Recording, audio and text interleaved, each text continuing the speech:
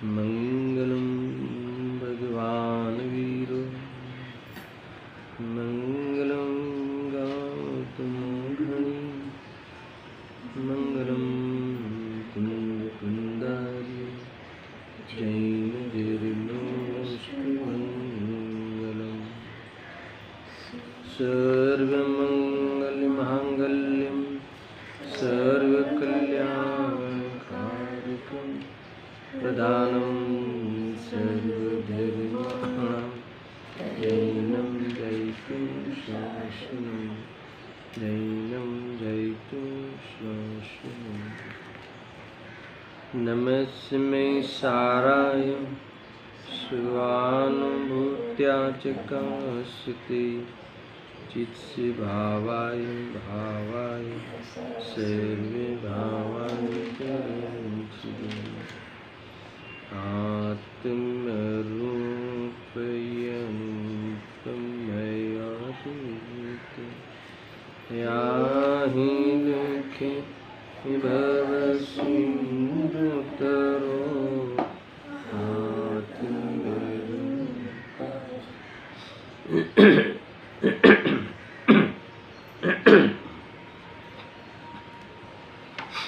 समय सार बंद अधिकार। इसमें गाथा 283 से 285 पर पूज्य गुरुदेव जी के प्रवचन के आधार से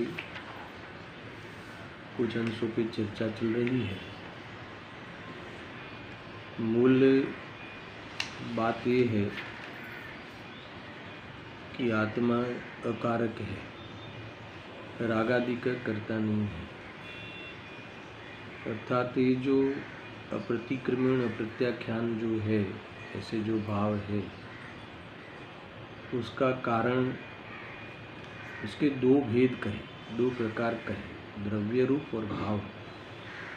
दो प्रकार का कहकर आत्मा को अकर्ता बता दिया, क्योंकि उस दो प्रकार में एक तो कार्य है और एक तो कारण है। भाव रूप अप्रतिक्रमण, भाव रूप अप्रत्याख्यान, ये सब तो कार्य है, उसका कारण द्रव्य रूप अप्रतिक्रमण है। यहाँ अप्रतिक्रमण अर्थात प्रतिक्रमण का सब्जेक्ट नहीं है, विषय नहीं है। यहाँ ये बताते हैं कि इसीलिए आत्मा अकर्ता है। आत्मा कारण नहीं है, परद्रव्य कारण है, यानी परद्रव्य का लक्ष्य कारण है। अब इसको लेकर बहुत खुलासा हुआ है पेज नंबर 326 से, कल जहाँ से छोड़ा था वहाँ से। खरेखर तो बे थी, द्रव्य અને भाव थी, मिला तीसरा पेज। पाछू हटવું એવો ભગવાનનો ઉપદેશ છે, પણ રાગાદિનું જો આત્મા ખરેખર કરતા હોય તો એનાથી પાછું હટવું હોઈ શકે નહીં। આ ન્યાયનો જરી ઝીણો વિષય છે। यहाँ मूल विषय चल रहा है कि आत्मा अर्थात तू स्वयं, तेरा स्वभाव रागादि का कारण नहीं हो सकता। तो अगर जो रागादि का कारण आत्मा होता तो यहाँ गुरुदेव जी कहते हैं कि ये जो द्रव्य रूप अप्रतिक्रमण, द्रव्य रूप और भाव रूप अप्रतिक्रमण, जो भी ये रागादि विकल्प है उस संबंधी, उससे पीछे हटना हो नहीं पाता। और जब स्वभाव हो तो वो उससे हटना, उसे मिटाना, ऐसा क्यों कहते हैं? जब विभाव है वो परलक्ष से होता है, अगर स्व से होता तो मिट भी नहीं सकता। समझ में आया ना? अगर स्वभाव में से जो चीज़ आती है तो स्वभाव का अर्थ ही ये है कि जिसका कभी अभाव ना हो। अगर वो चीज़ स्वभाव होकर होती हो, रागादि भाव जो भी है, तो ये तो क्या कल्पनाएं है, तो परद्रव्य को लेकर स्व को भूलकर होने वाली पर्याय में भूल है। तो ये कोई स्वभाव में से नहीं होती, स्वभाव को भूलने से होती। ये बात कल भी कही थी। देखो, पहला कहूँ कि आत्मा त्रिकाળી ધ્રુવ એકલો ચૈતન્ય બીમ પ્રભુ રાગદ્વેષાદિ વિકારના ભાવોનો પોતાના સ્વભાવથી અકારક જ છે। હવે કહે છે કે જો એમ ન હોય, कैसा न हो, अगर आत्मा रागादि का आकारक न हो, अगर अर्थात तो करता होता तो ભગવાનના ઉપદેશમાં જે એમ આવ્યું કે ભાવ એટલે શુભાશુભ વિકાર અને દ્રવ્ય એટલે વિકારનું નિમિત્ત બાહ્ય ચીજ, એ બેથી પાછો હટ એ બની શકે નહીં. સિंपल. अगर जो ये स्वभाव वाली बात होती, अगर वो तेरी चीज होती तो उससे पीछे हट ये बात हो सकती नहीं. तो ये विकार यानी शुभाशुभ आदि विकार और उसका कारण परद्रव्य, अगर वो उससे पीछे हटने का कहा, इसका अर्थ है कि वो तेरी चीज नहीं है, तेरे में से नहीं आई, तेरे लक्ष्य से नहीं. तो इसीलिए यहाँ कहते हैं कि विकार जो एનું સ્વરૂપ જ હોય એ અંતિમ નિષ્કર્ષ, तो એનાથી પાછા હટવાનું કેમ બની શકે? अगर वो तेरे में ही से आता हो तो तू उससे हट जा, उसका अभाव करे, हो सकता नहीं. तो फिर से इतना हर पैराग्राफ में लिया है. मैं 2-4 पैराग्राफ फिर पढ़कर आगे बढ़ेंगे. શું કીધું? આમાં ન્યાય સમજાય છે. જે સંયોગી ચીજ વિકારમાં નિમિત્ત છે તેને દ્રવ્ય કહીએ, દ્રવ્ય અપ્રતિક્રમણ. અને પર્યાયમાં જે વિકાર છે તેને ભાવ કહીએ. હવે ભગવાને ઉપદેશમાં એમ કહ્યું કે દ્રવ્ય ભાવ બેથી ખસી જા, है ना, प्रतिक्रमण यानी उससे तू हट जा, उससे तू निवृत्त हो. अर्थात विकारનું નિમિત્ત જે બાહ્ય ચીજ એનાથી ખસી જા ને વિકારથી પણ હટી જા. પરંતુ આત્મા જો સ્વભાવથી જ વિકારનો અને નિમિત્તનો કરતા હોય, कितनी बार कहते हैं, अगर जो स्वभाव कराता होता तो एनाથી પાછો હટી જાય में उपदेश हो सके.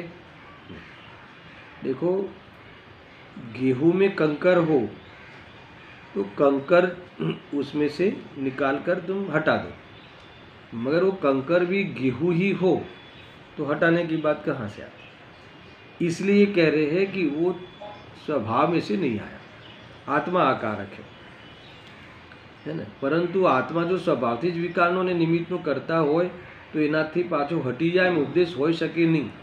માટે એમ નક્કી થયું કે વિકારને વિકારના નિમિત્તનું કરવા પણ સ્વભાવથી આત્મા છે જ નહીં, અર્થાત આત્મા આકારક જ છે અને તેથી દ્રવ્ય ભાવ બેથી પાછો हटी જાય. देखो, द्रव्य रूप और भाव रूप अप्रतिक्रमण के दो या प्रत्याख्यान के दो भेद कहे, वो कहकर आत्मा आकारक कैसे है उसकी चर्चा चल रही. जब आत्मा आकारक है तो आत्मा की ओर से कुछ कहो ना, तो क्या जब वो कार्य का कर्ता किसी को बता दिया तो आत्मा नहीं है, वो सिद्धि हुई कि नहीं हुई? समझना कितना ये लॉजिकल है. मान लो कि कोई स्कूल चल रही है, कोई क्लास चल रहा है, किसी ने वहाँ कुछ तोड़ा है ना, कुछ तोड़ फोड़ कर दिया, तो ये तय हो जाए कि इस व्यक्ति ने तोड़ा, तो बाकी ने नहीं तोड़ा ये सिद्ध हो जाएगा कि नहीं? बस यही लॉजिकल है. इसीलिए पर्याय में जो रागादि भाव हुई उसका कर्ता अज्ञान रूप होता हुआ परद्रव्य का लक्ष्य करके हुआ है, ऐसा नक्की हो जाए तो आत्मा में से नहीं आया, वो नक्की हुआ. तो अब क्या करना? इसीलिए जिसमें से ये नहीं आता और जिसका लक्ष्य करके ये उत्पन्न ही नहीं होता, वहाँ लक्ष्य करो, और जिसके लक्ष्य से उत्पन्न होता है उसका लक्ष्य छोड़ दो. उसको छोड़ो ऐसा नहीं कहा, ध्यान रखना. पर के कारण हुआ है वो तो प्रश्न ही नहीं है. पर के लक्ष्य के कारण मुझे द्वेष हुआ है, मैंने सोचा कि ये डॉक्टर ने सही ट्रीटमेंट नहीं की है ना, और वो डॉक्टर को फिर मैं डॉक्टर को करता मानूं तो फिर डॉक्टर को लेके द्वेष होगा. मगर ये तो मैं स्वयं चाहता हूँ कि ये जो भी है, शरीर का जो भी अंग है वो इस प्रकार से परिणमन करे, है ना. पर द्रव्य में मैं ही कल्पना करता हूँ और ये वो फला डॉक्टर के द्वारा ये सही हो जाए, और ऐसा करके मैं अगर राग द्वेष करूँ तो मैं दुखी होऊंगा. मगर ये परद्रव्य को लेकर तुझे एक सोचने की, परद्रव्य को लेकर अपनी कल्पना करने की जरूरत क्या है? परद्रव्य को लेकर अपनी कल्पना करना, परद्रव्य को लेकर आत्मविकल्प करना, है ना. अब शरीर अच्छा हो जाए तो मैं अच्छा हो जाऊं. देखो, ये तो आगे तो कहने वाले हैं कि ये तो पुद्गल का गुण है, गजब है ना. दांत के खोखले हो जाना, हड्डियों का खोखले हो जाना, शरीर में कोई अलग प्रकार का है ना परिणमन होना, तापमान 108 डिग्री जो भी होता हो जाना, तो कि ये शरीरનો ગુણ છે ऐसा कहने वाले, पुद्गलનો गुण છે। तो दोष कैसे है, उसको लेकर विकल्प करना दोष है। अभी ये तो दोष तो है, अच्छा तो दोष तो परने नहीं करा, तूने कल्पना करी एक, अच्छा आत्मा का स्वभाव है वो दोष करने का नहीं है, आत्मा का स्वभाव तो जानने का है। तो ये जानने में ही चीज़ें आ रही थी। अगर वो जानना स्वभाव है वहाँ तू चला जाए तो कि सारी चीज़ों से तेरा कर्तृत्व, तेरी डिमांड, तेरी अपेक्षा, उसको लेकर तू जो कल्पनाएं करता है वो सारा हट जाए। देखो ये जितना भी जीव दुखी होता है ना, सामान्य चर्चाएं करते हैं ना फैमिली में, अपने ऑफिसों में, तो ये देखना ये परद्रव्य को लेकर ही जीव दुखी है, परद्रव्य को लेकर, परद्रव्य से नहीं, उसमें कोई ना कोई अपेक्षा करके, बड़ा भाई छोटे भाई से कल्पना करेगा, इसको दुनिया में ईगो कहते हैं, जो भी है, इसको ऐसा ही बोलना चाहिए, इसको ऐसा ही करना चाहिए, तो ये क्यों नहीं करे, तो ऐसा इस प्रकार से लेकर ये परद्रव्य को परिणमन कराने का भाव रखता है। और ये तेरा स्वभाव नहीं है, ये तेरा विभाव है, और तेरे स्वभाव में भी ये करने का है ना कोई कारण नहीं है, तेरे स्वभाव में भी एक स्वभाव भी इसके लिए कारण नहीं है, जिम्मेदार नहीं है। अगर उस स्वभाव को सही तरह से पहचान ले तो फिर ये काम हो जाए, तो ये सारा निमित्त का त्याग हो जाए, प्रत्याख्यान हो जाए, प्रतिक्रमण हो जाए, है ना, इससे जीव को धर्म हो जाए। प्रत्याख्यान और प्रतिक्रमण धर्म है, त्याग कर दो, खोटी सोच का त्याग कर दो तो धर्म हो जाए, धर्म सुखरूप होता, सिंपल है। तुम लाख प्रयास कर लो, इसके अलावा तुम्हें सुकून नहीं मिलेगा। बाहर में करोड़ों का आना और करोड़ों का जाना, ये सब सारी चीज़ें पुद्गल का परिणमन है, उसको लेकर तुम कल्पना कर दो तो कोई क्या करे। ये बहुत सारी बातें हैं। देखो उदाहरण देते हैं ना, कई विद्वान उदाहरण देते हैं कि एक जो नदी के किनारे पागल रहता है तो वहाँ से किसी की बारात गुजरती है, तो नदी के उस रास्ते से, तो वो बारात वहाँ नदी पे ठहरती है थोड़े कुछ 2-4 घंटा, तो उस जो व्यक्ति है वो व्यक्ति को भी खिला देते हैं, पिला देते हैं। अब वो उस व्यक्ति ने उसमें एकत्व कर लिया कि ये तो अब मेरे ही है सब, अब बारात तो है, वो जाएगी आगे। अब वो फिर वो रोता है कि मेरा सब चला गया, तो क्या ये तो तेरी भूल थी कि तूने मान लिया था कि ये सब मेरा, कोई क्या करे। बस यहीं से अगर तुम सोचना यहीं से है, मजा यहीं से लेना, आनंद यहीं से लेना है, तो उदयों में जो भी होगा, अरे उदय के अनुसार भाव भी कदाचित हो जाए, है ना, ये सब अस्थिरता जन्य कराने का करने का, फिर भी वहाँ तुम इतना अलग रह सकते हो, इतना तुम स्वभावगत रह सकते हो कि क्या कहे। ज्ञानी तो ज्ञानी है, पूरा ख्याल में आया ना। अभ्यास में लेना, पहले सोचने रूप अभ्यास में लेना, फिर अनुभव रूप अभ्यास में लेना, जीवन बन जाएगा। इसके अलावा तो ये हर परिस्थिति में से गुजरना है, अरे अनंत बार गुजर चुके, ये कोई बुढ़ापा पहली बार आया है ऐसा नहीं है ना। ये जो भी परिस्थिति हुई ये पहली बार हो रही है ऐसी नहीं है। जो भी 18 साल से 28 साल, 28 से 38 साल, 38 से जो भी 48, 50, 55, 60, 70, 80 फिर चले जाना, और इसमें सारी चीज़ें घटित घटना, कोई ना कोई व्यक्ति से पति पत्नी का संबंध स्थापित करना और फिर कल्पनाएं करना, ये आज इस जीव ने अनादि से आज तक अनंत बार इस प्रकार के खेल अपने साथ खेले परद्रव्य को लेकर, और राग द्वेष किया है, और भूतकाल का याद करके और भविष्यकाल की अपेक्षा करके इन अप्रतिक्रमण अप्रत्याख्यान करता है। आचार्य देव कहते हैं कि उसका कारण स्वभाव नहीं है, ये विकार का कारण ये परद्रव्य का लक्ष्य करना है, तो तू उसका त्याग कर दे और प्रत्याख्यान पर प्रतिक्रमण कर ले, तो जीवन में तू धर्म को प्राप्त हो जाएगा। कितना सिंपल, ठीक है ना, ऐसा ही देखो, है ना, गजब है। एम उपदेश हो सके માટે નક્કી થયું કે વિકારને વિકારના નિમિત્ત કરવાપણું સ્વભાવથી આત્માને છે જ નહીં। कितना वजह, स्वभाव से वो है ही नहीं, यानी देखो ये तेरा कर्तव्य है ही नहीं, ऐसा गलत काम करना तेरा तुझे शोभता ही नहीं। क्या गलत काम करते हो बताओ?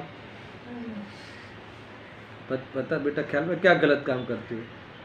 ऐसा मानना कि मेरा बेटा है, ऐसा मानना कि मेरी बेटी है, ऐसा मानना कि उसको लेकर ऐसा करना चाहिए, ऐसा ऐसा करे, क्यों नहीं करे ऐसा, ये सारा ये सब शोभा नहीं देता, ये गंदा काम है, खोटा काम है ना। ये वास्तव में अनीति है। द्रव्यानुयोग कहता है कि सबसे बड़ी अनीति है। ये श्रद्धा के चश्मे से देखो तो ये सबसे बड़ी अनीति है। और चारित्र के चरणानुयोग बाह्य आचरण से उसमें जब तक राग होवे तो नीति न्याय उदयगत सब है ना, तेरे उदय के अनुसार जो है वहाँ तेरी कार्य सीमा समझना। उससे ज़्यादा तू ये मिल जाए, वो मिल जाए, वो मिल जाए, बाजू वाला घर भी मेरा हो जाए, पहले ऐसा करते थे तो ऐसा हो जाता था, पहले मुफ्त में माल मिल जाता था, अरे ऐसा कुछ नहीं है। अरे तेरे उदय की बात भी तो सोचता नहीं कि तेरे उदय में इस प्रकार का पैसे जाना आना बनना ये सब है तेरे सहयोग में। तो तेरी कार्य सीमा ने राग की, वहाँ भी विकल्प की कार्य सीमा इतनी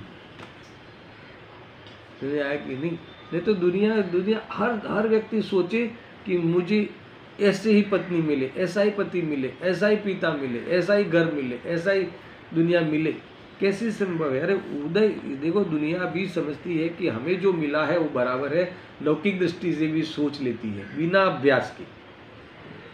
मैंने अपना नसीब में जे छे बराबर छे, ऐसा सोच लेती है। तो ये चरणानुयोग की चश्मे से है आचरण, बाह्य आचरण। चरणानुयोग यानी बाह्य आचरण, निमित्त नैमित्तिक की ओर से। वास्तव में द्रव्यानुयोग तो इससे ऊपर है कि खरेखर तू इस उदयों में तू ये जो कल्पनाएं करता है, मेरा तेरा, अच्छा बुरा इष्ट अनिष्ट, ये कहते हैं कि तेरे किसने अधिकार दिया? तू कैसे कह सकता है कि नीम खराब है? तुझे नहीं भाता वो तेरा राग रूपी दोष, द्वेष रूपी दोष है, पर नीम का कड़वा होना उसका गुण है। समझ आया कि नहीं? तो ऐसा ही है मिथ्या दृष्टि का, है ना, इस प्रकार से परद्रव्य को मानना वो वास्तव में उसकी योग्यता है, स्वभाव से भगवान है। ऐसा कह के माफ कर दो, माफ कर दो यानी राग द्वेष मत करो। राग द्वेष नहीं करने का नाम है माफ कर दो। उसको क्या माफ करोगे तुम? हाँ, अपने को माफ हुई ना, तब निमित्त नैमित्तिक होता है, तब उसका भी माफी हुआ और तुम्हारी भी माफी हुई, क्षमा हुई। राग द्वेष का अभाव का नाम क्षमा है, क्रोध का अभाव का नाम क्षमा है। समझ आया कि नहीं? उसको हटा देवे या तुम हट जाओ, ये उपाय नहीं है। कितनी बात है देखो। अबे ये गुरुदेव जी ने वैराग्य वाले 1-2 पैराग्राफ यहाँ मतलब यहाँ इन्होंने क्या कैसा निरूपण किया है। हवे आ वाणिया ने हाथ पड़ो जैन धर्म। अब ये सब ये अप्रतिक्रमण के 2 प्रकार और अप्रत्याख्यान के 2 प्रकार, इसलिए आत्मा आकारक है और उसमें ये न्याय है क्योंकि कार्य का कारण बता दिया, अन्य कारण है तू नहीं है बता दिया, सिद्धि कर दी, तो तू तो अकारक ही हुआ ना। तो अभी फिर तेरा उस संबंधी करने का कर्तव्य और ये मेरा काम है, ऐसी तेरी श्रद्धा जो गलत है वो छोड़ दे और स्वभाव जो तेरा जानने देखने का है उसको अपना ले, अनुभव कर ले। अब गुरुदेव क्या कहते हैं? परंतु हवे सुनना, हवे आ वाणिया ने हाथ पड़ो जैन धर्म सुनना। बिचारा व्यापार आड़े नवरो पड़े तो आनो विचार करे ने। बहुत खतरनाक बात है। यानी उससे व्यापार, जो बाहर के व्यापार और व्यवहार जो भी है उसी के अंदर से फुर्सत ही नहीं मिली और अधिकांश जीवन नींद में चला जाता। थोड़ा कुछ नींद से खुले तो गुरुदेव जी बहुत कहते है ना, अपने बाल बच्चों को खुश रखने में चला जाए, खुश रखने में चला, खुश रख नहीं सकता, रखने के विकल्पों में चला जा, समझ में आया ना। और फिर थोड़ा कमाने धमाने में और कुछ नहीं, वो फिर कहते ना आधा घंटा मिले तो फिर वो खुदे को गुरु कुशास्त्र के पास चला जाए, क्योंकि उसको तो सब चमत्कार चाहिए ना कि मुझे कोई मेरी झोली में डाल देवे।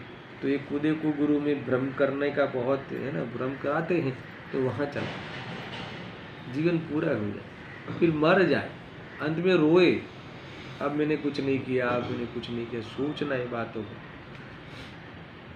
ये दुर्दशा आनंद बार की है भाई। ये तो बहुत पंचम काल में भी जैसे है ना, साक्षात शिवेंद्र भगवान आके हमें ये बात दे गए हो ऐसा माल मिल गया એ જૈન ધર્મ ऐसा પણ અહીંયા કહે છે ને આ જૈન ધર્મ મળ્યો પણ કોને મળ્યો? આ વેપારીને, હે ને? એ કહેતે વાણિયાને હાથ પડ્યો, બિચારો વેપાર આડે નવરા પડે તો આનો વિચાર કરે ને. આખો દી લખ્યું, જો આ ભાવે લીધું ને આ ભાવે દીધું અને આટલું કમાણું, બસ એના સિવાય બીજો તત્વનો વિચાર જ ન હોય, ત્યાં શું થાય? લખ્યું છે દર્શનજી, આ ભાવે વેચ્યું, આ ભાવે લીધું, આ ભાવે કર્યું, એક ही बात. ये बात सुन के हर्ष नहीं होता क्या? खुश नहीं थवाતું? ये कितनी जोरदार बात करते हैं कि तूने ऐसा ही किया है, पूरे जीवन पर यही किया है. आने लीधું, आने વેચ્યું, आने મૂક્યું, आने पैसा આપ્યા. अरे कौन होता वो? देखो ये विकल्प आवे संसार में, मगर ये तुम्हारा बेज हो, कौन देवे, है ना? पर हर अणु अणु स्वतंत्र है. अगर ये तुम्हें समझ में आ जावे तो कितनी शांति आ जावे. पैसा नहीं आने पर भी शांति आ जावे, ऐसा मार्ग है. बाहर में हमें अनुकूलताएं नहीं मिलने पर भी शांति होवे, है ना? ऐसा मार्ग है. क्योंकि बाहर से शांति का संबंध ही नहीं. वस्तु स्वभाव से सोचो तो शांति तुम्हारे घर में ही है, और वस्तु स्वभाव के विरुद्ध तुम सोचो तो अशांति तुम्हारी एक समय की पर्याय की देन है. बस बात खत्म. अशांति भी स्वभाव में नहीं है, एक समय की पर्याय की उपज है, विकृति. और स्वभाव तो शांति तो स्वभाव में से आ रहा. अगर वो स्वभाव को पकड़ लिया तो शांति निरंतर बनी रहे. कितना जोरदार है. जो આખો દી આ ભાવે લીધું ને આ ભાવે દીધું ને આટલું કમાણું, બસ એના સિવાય બીજો તત્વનો વિચાર જ ન હોય, ત્યાં શું થાય? देखो इसमें मैं आपको एक महत्वपूर्ण बात बताता हूँ, सुनना दर्शन, कि ये इसीलिए जैन शासन में ये जो गृहस्थ जीवन है ना, वो वास्तव में जीने लायक नहीं है. पहले समझ, मुनि जीवन जीने लायक, स्त्रियों को आरी का लाइफ जीने लायक. ये जीने लायक ही नहीं है, मजबूरी है. ये लिटरली मजबूरी है, ये कोई रात की मजबूरी है. मगर ये कह रहे कि फिर भी अगर जो तुम्हें इस गृहस्थ जीवन से बाहर निकलने का पुरुषार्थ नहीं हो पाता हो, तो ये तत्व के विचार करने के लिए तुम अपना एक नियम बनाओ. तत्व विचार करने के लिए तुम समय दो अपने को. आखों दिवस आ लीधु ते लीधु, तो फिर कहते हैं कि चलो तुम व्यापार का मंडी में तुम जाते हो, या ऑफिस में, या तुम्हारा जो भी है व्यापार का क्षेत्र, वहाँ तुम चले गए, फिर उस क्षेत्र को जैसे छोड़ा फिर इसको भूल जाओ. सुनना, यहाँ जाना. अगर ये तुमने वो क्षेत्र छोड़ा, फिर तुम जब घर आए तो तुम ये नक्की करो कि बस इतना तुम मर्यादा कर सकते हो कि अब मुझे नहीं सोचना है, उसके बारे में उपयोग नहीं लगाना है, मुझे अभी तत्व विचार में बैठना है. तुम बाकी उसको सोचते सोचते डिप्रेशन में चले जाओ, पागल से हो जाओगे. पूरे 8 घंटा 10 घंटा जो भी तुम्हारा वर्किंग समय, जो कौन सा वर्किंग समय, पाप का वर्किंग समय है ये संसार का, ये जो 10-12 घंटा वहाँ करते, वहाँ आ भावे लीधु आ भावे दीधु आनी आ कोस्टिंग नहीं. फिर वापस घर आके रात को 12 बजे तक भी फ़ोन पे लगा रहे, क्या करना क्या नहीं करना. तो कि ये गलत है. ये कह रहे हैं कि आखो दिवस आज કર્યા કરે છે, ये लिखा ना, तत्वનો विचार જ न हो ત્યાં શું થાય? પણ ભાઈ આ સમજવું પડશે. હો, તારા રૂપિયા તો ક્યાંય તિજોરીમાં રહેશે અથવા अन्य अवस्थाएं રહેશે. क्या कहा? ये जमा किया हुआ पैसा तिजोरी में जो है वो तिजोरी में रह जाएगा, या फिर अन्य अवस्था यानी उड़ जाएगा, खर्च होकर अय्यासी में चला जाएगा. अर्थात तो अय्यासी के साधनों में, है ना, साधनों में निमित्त बन जाएंगे, और तू तत्व विचार से हीन होता हुआ दुखी ही रहेगा. इसीलिए तुम्हें फिर एक बाजू, एक देखो दिमाग उपयोग, इसमें मैं आपको बहुत प्रयोगात्मक बताता हूँ. एक प्रारंभिक अवस्था में हम भी इसमें से गुजर चुके हैं कि ये उपयोग इसमें लगा रहे, फिर 24 घंटा एक ही उसने प्रोडक्शन किया कि नहीं किया, नहीं ये नहीं हुआ, रात्रि में भी चलाओ और दिन में भी चलाओ, प्रोडक्शन इंडस्ट्री जो चलाओ, ये करते रहे. कुछ नहीं, विचार का स्कोप ही स्पेस ही नहीं रहा. तो ये कहते हैं कि तुम एक बार तो अभी इतना तो नक्की करो कि वो आना है तो आएगा, जाना है तो जाएगा. इसको करो साइड में. सर्वज्ञ भगवान ने क्या कहा है, प्रभु बस आपने क्या कहा है, ऐसा सुनने के अंदर में है ना, अंदर में इच्छा, सुनने का अंदर में भाव, प्रसन्नता करके एक बार भगवान की ये बुक लेके बैठो, तो क्या कह रहे हैं इसमें, क्या कह रहे हैं। तो वो जब वो उसमें तो तुम्हें ये भी तो पता चला ना कि होने लायक होता है कुछ, हो ही नहीं सकता, फिर भी करने का कराने का भाव आता है। तो कम से कम एक बार तो ऐसा सोचे ना, गुरुदेव जी कह रहे हैं तू तत्वों ये सिवाय बीजो विचार तत्वों विचार ज नहीं करतो, तो एक बार तू घर पे आके फिर ये सारा मनोरंजन का कार्यक्रम और ये तनोरंजन का कार्यक्रम साइड में करते, समझ में आया ना। और फिर ये भगवान ने क्या कहा, भगवान शू कहे ऐसे, एक बार तुम लेके बैठ जाना, तुम एक बार शरण में चले जाना, जिन वचन में रमना थोड़ा स्टार्टिंग में चालू कर दो। जिन वचन से रम्यन्ते, जिन वचन में रमना यानी उसके विषय वाच्य में एक बार उपयोग को रमाओ। क्या कहते हैं, एक द्रव्य बीजा द्रव्यનું करतु નથી, द्रव्य गुण पर्याय पण दरेक वस्तु पूरी है, क्रमबद्ध पर्याय में इस प्रकार का पर्याय में होने का कानून है। तो ये तो सारा का सारा मेरा विचार, ये सारा का सारा ये जो नीति नियम है, न्याय है, उसके विरुद्ध में है। तो तुरंत तुम्हारा प्रतिक्रमण होना चालू हो जाएगा, तुरंत तुम्हारी सोच में एक नमी आ जाएगी, तुरंत तुम्हारी सोच में एक गति मिलेगी सही। और फिर जो अगर तुम्हारा ये होनहार हो, अर्थात तो तुम्हारा होनहार के अनुसार तुम्हारा पुरुषार्थ हो, तो समझ लेना कि वो कमाल कर लेगा जी। नहीं तो ऐसे ही ये डब्बे डब्बिया, ये सब, ये मकान सीमेंट है ना, ये पत्थर, ये सब लकड़ा है ना, उसको साफ सफाई और सजाना, ये करना वो करना, सब यही रह जाएगा। ये कह रहे हैं ना, तारा रुपया तो क्या तिजोरी में रहसे अथवा अन्य अवस्थाएं रहसे, और फिर साहब ये देह का तो क्या देह बड़ी ने खाक थसे, कितना फर्निश करेगा तो कितना नहलाएगा, कितना इत्र छांटेगा, कितना तू एक करेगा। तो ये बात समझना है। थसे तो तू क्यांय चाल्यो जईस हो, બધું ફરી જશે ભાઈ, સોનના ક્ષેત્ર ફરી જશે, કાળ ફરી જશે, ભાવ ફરી जैसे ने भाव पण फरी जैसे। दर्शन सुनना ये बहुत बड़ी बात है, इतना वैराग्य वाली बात कोई नहीं कर सकता।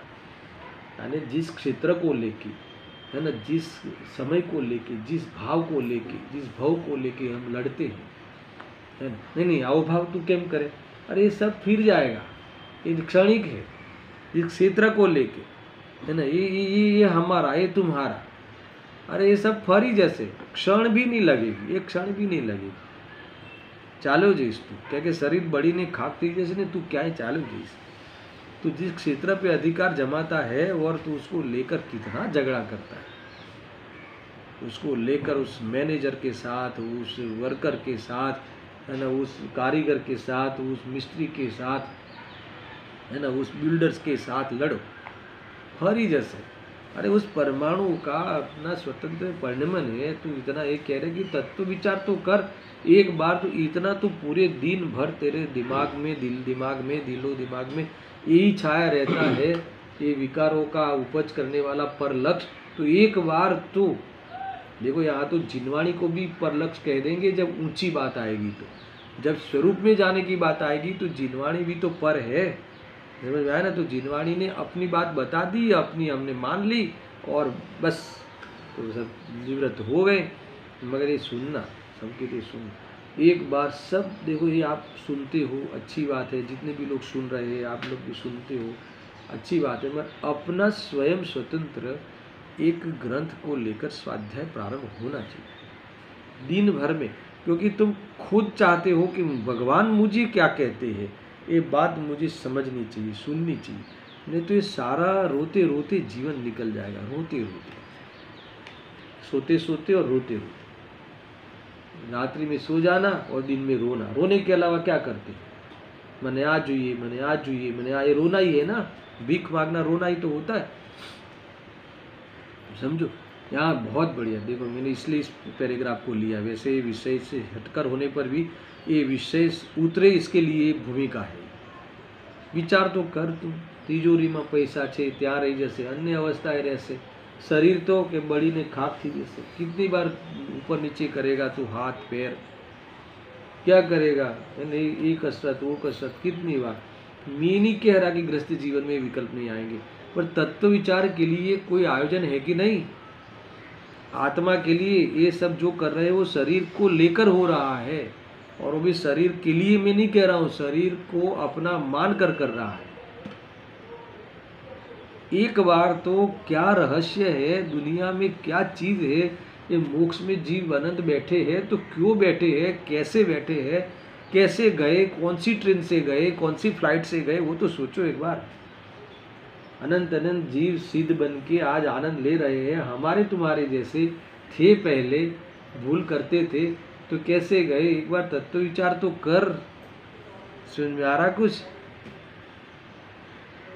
शरीर बड़ी ने खाक थी जैसे, बधुए फरी जैसे, ये लिखा क्षेत्र फरी जैसे, काल फरी जैसे, भव फरी जैसे, भाव फरी जैसे। मुझे बहुत बढ़िया भाव आया, मुझे है ना सबको मदद करने का भाव आया। अरे फिर जाएगा ये भाव, कुछ दम नहीं है इस भाव में। मैं तो ये ले रहा हूँ, दूसरे को मारने का भाव तो दुनिया खराब कहती है। बचाने का भाव आया, मैंने इनको ये किया, मैंने इनको उसका, है ना, उसमें कौन सा बड़ा कह दिया तुम्हें, कोई किसी को किसी का धन दे दिया तो इसमें तुमने क्या क्या क्रेडिट लेना चाहते हो? बस ये भाव भी नहीं रहेंगे। देखो कभी कभी तुम्हें करोड़ों दान देने का भाव आता है, वही जीव को वह भाव इतना हीन हो जावे कि जो दिया है उसके बारे में कोसे अपने को, ये कैसे दे दिया है। कोई दम नहीं है इसमें, कोई दम नहीं।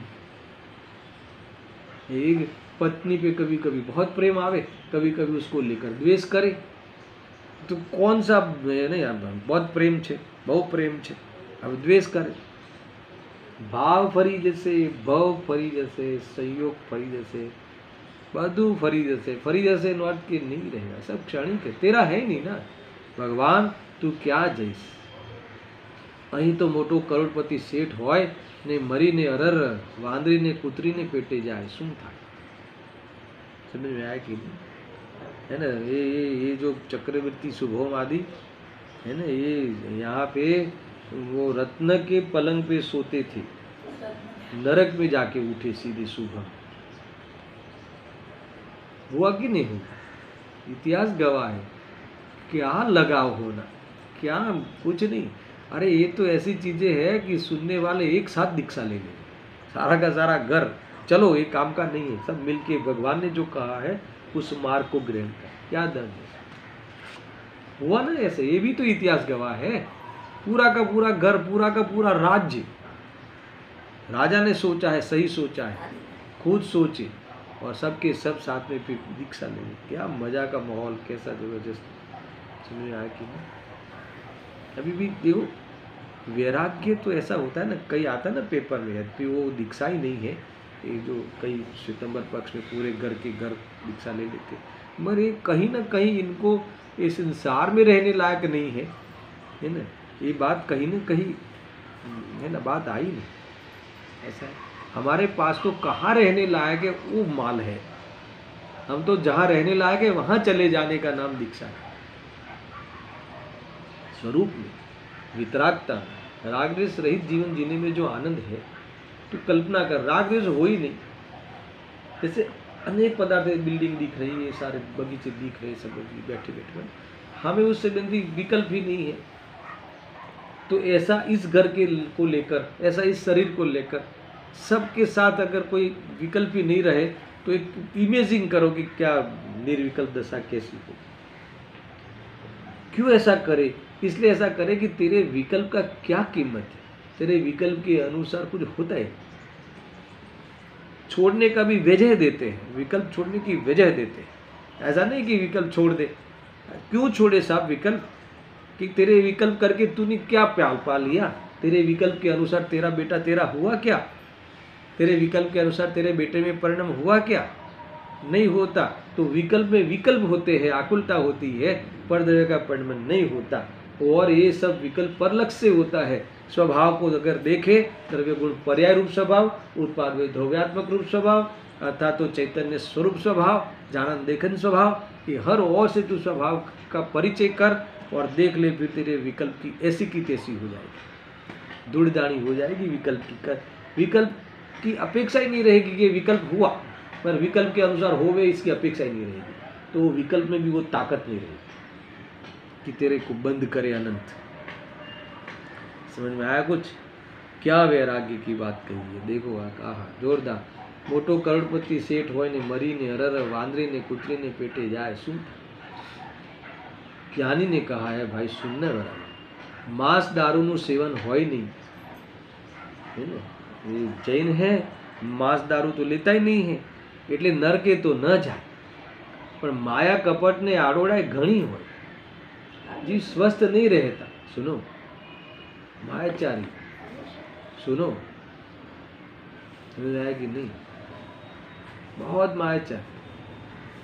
घर में देरानी जेठानी के बीच में, है ना, जेठानी का बेटा हो तो देरानी कम घी डाले, ऐसी मायाचारी, अंदर अंदर का मायाचारी, है ना। इनके यहाँ ये चीज जाए तो अच्छा, मेरे यहाँ अरे क्या मायाचारी कर, उस वस्तु का परिणाम जैसा होना है वैसा ही होगा। सोचने का आवे तो नैतिक सोच, लौकिक दृष्टि से, और वास्तव में एक सही तेरे लिए सोचना हो स्वभाव के लिए, तो ये समझ ले कि उस पत्थर का उस का परिणाम तेरा नहीं है, बात खत्म। सोचने का आवे तो किसी का भला हो, आया था ना कल कि सब मोक्ष जाए ऐसा सोच, और लौकिक में सोचना आवे तो नैतिक सोच। और वो नैतिक सोचना भी यहाँ तो कहते हैं कि क्या है, अप्रतिक्रमण। अब अनैतिक सोचने को तो अप्रतिक्रमण का बाप कहेंगे। आप सोचो, बहुत जबरदस्त बात है। माया कपट ने आड़ोड़ाई घणी होय એટલે આડોડાઈમાં જાય, ક્યાં જાય? આડોડાઈમાં એટલે આ ઢોરના શરીરમાં આડા હોય ને એમાં જાય। कभी सोचा है ये ढोर क्यों हो? अच्छा ढोर तो ज्ञान का नहीं बनता है ना, कि कुत्ता बिल्ली भैंस, तो कभी सोचा है कि यार ये जीव वहां क्यों गए? तो पता चले कि मैं भी अनंत बार गया और जा सकता हूं अगर ये सही नहीं सोचा। क्या करना, मजे से रहना, एकदम तुम अलिप्त रहो, घर में रह के भी, संसार में रह के भी अलिप्त रहना तुम सीखो, इतना आनंद आएगा। यही है, देखो ये तो इसमें कोई कॉलेज में नहीं जाना है, हमारे घर स्वयं आचार्य कुंतुन देव को बुलवाए है, ये हुए ना, ये समय सार बुलवाया है। आनंद करो, मजा करो। जो धर्म तो कर्यो न होय, सुनना धर्म तो है ही नहीं, अने स्वाध्याय आदि न करे। ये देखो ये पूरे दिन फोन लेके बैठ जाना, ये मैं नहीं कह रहा कि जीवन नहीं होता, 1 घंटा तो तुम निकालो अपने लिए। देखो ये तुम समूह में आके सुन लेते हो, वो तो चलो एक अटेंडेंस हो गई तुम्हारी ही, ये मतलब नहीं है। तुम स्वयं भाव आवे कि अरे तो जोरदार बात है, ये बात भगवान ने मेरे लिए कही है, आज से मुझे उनकी बात तो 1 घंटा तो पहले मैं सुनकर मैं पूरे दिन भर उसको अप्लाई करूँगा। तो ये अपना एक विषय बनाओ, बनाना ही चाहिए। कई घंटे ऐसे चले जाते हैं जैसे जैसे सोना गटर में डाल देते, कई घंटे फालतू में चले जाते। कि मैं तो ये कह रहा हूँ कि कई घंटे ऐसे फालतू में जाते हैं कि जो न लौकिक दृष्टि से भी वह जायज हो, आजीविका के लिए भी नहीं हो, अर्थात तो लौकिक व्यवहार के लिए भी न हो, फालतू में चले जाते कि नहीं चले जाते। गोसिप करना, गप्पे मारना, फोन में जो अभी गोसिप करने वाला कोई नहीं मिले तो गोसिप बहुत आती है। कहाँ आती है? व्हाट्सएप पे इतनी गोसिप आती है कि जिसको अपना कोई लौकिक प्रयोजन भी नहीं, कि अपन जो काम करते हैं आजीविका उसमें भी उपयोगी नहीं, फिर भी बस है ना मनोरंजन। कौन सा मनोरंजन? राग द्वेष के कारण बनते हैं, समझ में आया कि नहीं? तो ये सब के लिए है। तो स्टार्टिंग तो करो, 1 घंटा तो करो। ये कह रहे हैं ना कि भाई स्वाध्याय आदि ये न करे એટલે પુણ્યના ઠેકાણા ન હોય અને ધૂળ પૈસા કમાવામાં ખૂબ કૂડ કપટ માયા કરે એટલે મરીને ઢોરમાં ને તિર્યંચમાં જાય। ये सोचता ही नहीं कि मैं कहाँ जाऊँ, वो काम करने से पहले सोचता नहीं कि ऐसा मैं करूँगा, इससे अन्याय करूँगा तो मैं कहाँ जाऊँ, सोचता ही नहीं। ये तो यही सोचता है कि बराबर करता हूँ। देखो ये रविंद्र जी साहब का एक कथन पढ़ा था मैंने कि माँ बाप आज के बच्चों को बिजनेस सिखाते हैं, पैसा कैसे कमाना वो सिखाते हैं, मगर नीति न्याय नहीं सिखाते, नीति न्याय नहीं सिखाते। समझ में आया कि नहीं? कमाओ बेटा, कैसे भी कमा के लाना, मगर ये नहीं सिखाते कि भाई तुम अनीति से मत लाना, चोरी करके घर में पैसा मत लाना, ऐसा ऐसा नहीं कहते। तो कमाना, कैसे भी कमा के ला, ऐसा नहीं, कमाना चाहिए। तो ये बहुत, देखो नवीन जी साहब की कई बातें बहुत ऐसी छू जाती है, ऐसा है। માટે કહે છે ભાઈ, એ પ્રપંચના ભાવ છોડીને સ્વ સ્વરૂપમાં ઉદ્યમી થા, તારો ભગવાન એ પ્રપંચના ભાવોથી ભિન્ન છે, માટે પ્રપંચના ભાવોથી અને એના બાહ્ય નિમિત્તોથી હટી જા। अब आ गए मूल विषय, है ना। प्रतिक्रमण कर, है ना। ये राग द्वेष आदि ना भावों परलक्ष से कृत्रिम उभा थाय, नेचुरल नहीं है, ये कृत्रिम भाव है, बनावटी भाव है, परलक्ष से होने वाले काल्पनिक भाव है, स्वाभाविक नहीं। भगवान आत्मा एनो खरेखर करता नहीं, जो करता हो तो एनाथी हटी जा, यानी अगर जो करता भगवान आत्मा एनो करता नहीं એટલે શું, અહીંયા ધ્યાન આપો, એનો करता नहीं એટલે શું, करने लायक नहीं है। अगर कर्तव्य होता, करने लायक होता तो भगवान उपदेश में ये नहीं कहते कि तू इससे हट जा, समझ में आया ना। ये नहीं कहते, सुनना, भगवान आत्मा एनो खरेखर करता नहीं, जो करता हो तो एनाथी हटी जा, एवो भगवाननो जे उपदेश है ते न ज होई सके। अब देखना, सुनना, दो तीन बातें और कह के मैं समाप्त करूंगा। अप्रतिक्रमण ने अप्रत्याख्यानो जे खरेखर द्रव्य ने भावना भेदे द्विविध बे प्रकारना उपदेश छे, बे प्रकारनो उपदेश छे, ते द्रव्य ने भावना निमित्त निमित्तिकपणाने जाहिर करतो थको आ गया ना, आत्माना अकर्तापणाने जणावे छे। એટલે आत्मा अकर्ता क्यों है ये अप्रतिक्रमण का, क्योंकि दो भेद कहा ना, द्रव्य रूप और भाव रूप। तो द्रव्य रूप जो है ना परलक्ष करते हो वो कारण है, और परलक्ष करके जो तुम राग द्वेष करते हो वो उसका कार्य है। तो उसका त्याग जब तक द्रव्य रूप और भाव रूप से, यानी पर द्रव्य की दृष्टि नहीं छोड़ोगे, पर द्रव्य से विरक्त नहीं होगे, तो पर द्रव्य को लेकर होने वाले राग द्वेष भी नहीं जाएंगे। तो कि दोनों का त्याग करने के लिए कहा। इसका अर्थ ये हुआ, इसका अर्थ क्या हुआ कि आत्मा तो, आत्मा ने कौन, स्वभाव, मेरा जो जानन देखन स्वभाव का इसमें कोई दोष नहीं है, वो तो निर्दोष स्वभाव है, उसकी स्वच्छता में सब झलकता है। जानन देखन स्वभाव को तुम जो जान लो, देख लो, अनुभव कर लो, तो फिर ये सारा, यानी अनुभव कर लो, यानी ये मैं हूँ ऐसा अनुभव कर लो। तो जानने में आने वाले पदार्थों से मेरा क्या है, जानने में आया, ठीक है। आज तुम्हारे 2 ऑर्डर मिले, जानने में आया है, तो ऑर्डर का आना, विकल्प का भी आना, कुछ नहीं दम। देखो तुम्हें सारा अंदर से, कोई अंदर से शांति होना, अंतरंग परिणाम में शांति होना, ऐसा शू कीधु। अब सुनना, खास बात मुझे बतानी है कि विकारनो भाव नैमितिक है, અને બાહ્ય વસ્તુ જે સ્ત્રી, પુત્ર, પરિવાર, ધન, વેપાર, ધંધો વગેરે નિમિત્ત છે। એટલે વેપાર છોડવાનું કહ્યું હોય તો વેપાર मैं करता हूँ ऐसा मानना, व्यापार में उपाधि बुद्धि ये छोड़ना है, और फिर व्यापार करने का राग छोड़ना है, और फिर व्यापार भी छोड़ना है। ऐसे जीवों को व्यापार होता ही नहीं, व्यापार छूटता है ना। क्रिया से छोड़ने का उपदेश चरणान योग में है, और दृष्टि से छोड़ने का उपदेश द्रव्यान योग में शैली है। वो क्रिया को छोड़ने के लिए इसलिए कहते हैं कि जिनकी क्रिया हो इनके अंतरंग में राग होता ही होता है। तो क्रिया छोड़ो यानी राग छोड़ो, और ये राग तब छूटेगा कि दृष्टि छूटे। आया पूरा चैप्टर क्लियर है ऐसा। हाँ, एम के ત્યાં એ નિમિત્ત છે તો વિકાર થયો એમ નથી, અને વિકાર થયો માટે નિમિત્તે આવ્યું એમ નથી। પોતે પોતાના સ્વભાવને ભૂલીને વિકાર ભાવ કરે છે ત્યારે ત્યાં બીજી ચીજ સામે નિમિત્ત હોય છે, લક્ષ में होती है। बस આવો વિકારને બીજી ચીજને નિમિત્ત નૈમિત્તિક સંબંધ હોય છે। तो निमित्त नैमित्तिक संबंध को खत्म करो और स्वभाव में चले जाओ, ऐसा है। देखो कई बातें हैं इसमें, देखो और खास बात बतानी है ये। हाँ,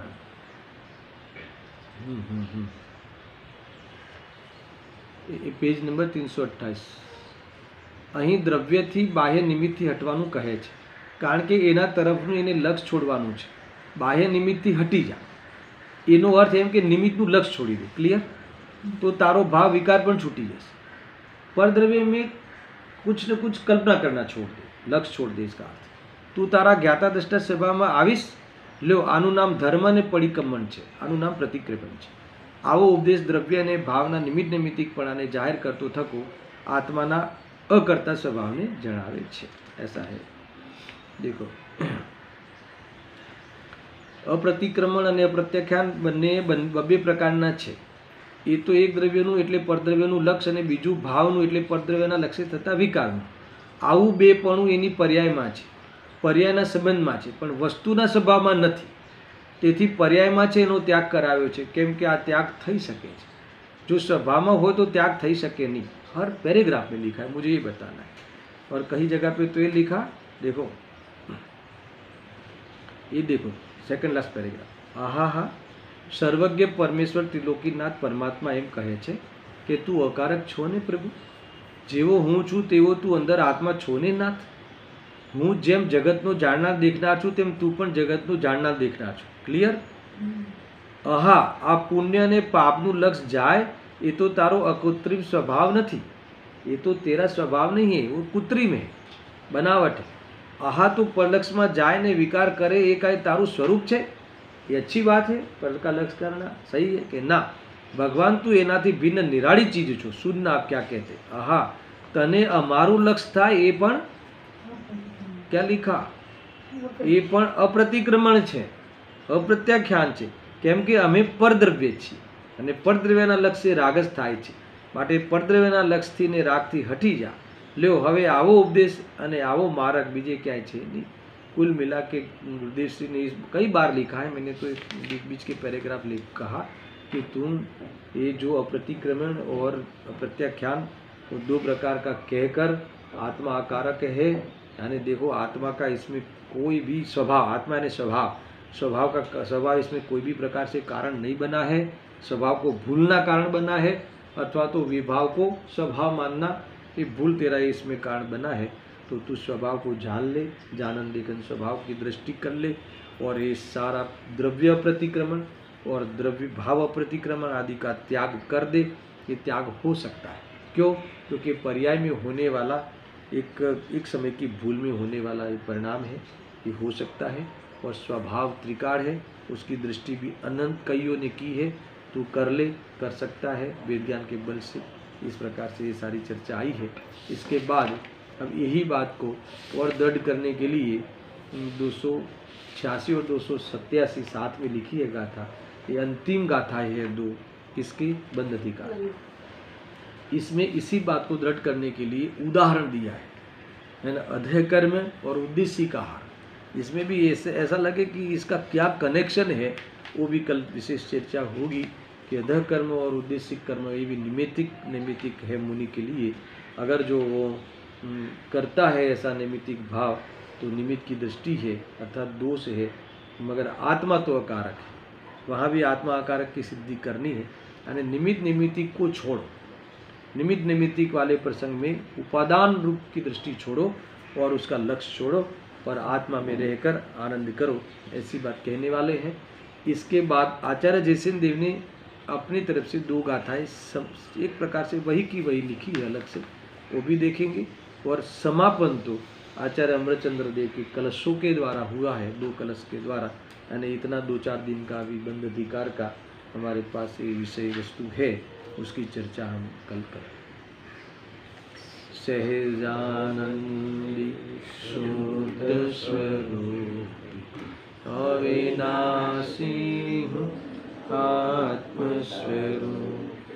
सहजानंदी शुद्ध स्वरूप अविनाशी आत्मस्वरूप. सहजानंदी शुद्ध स्वरूप अविनाशी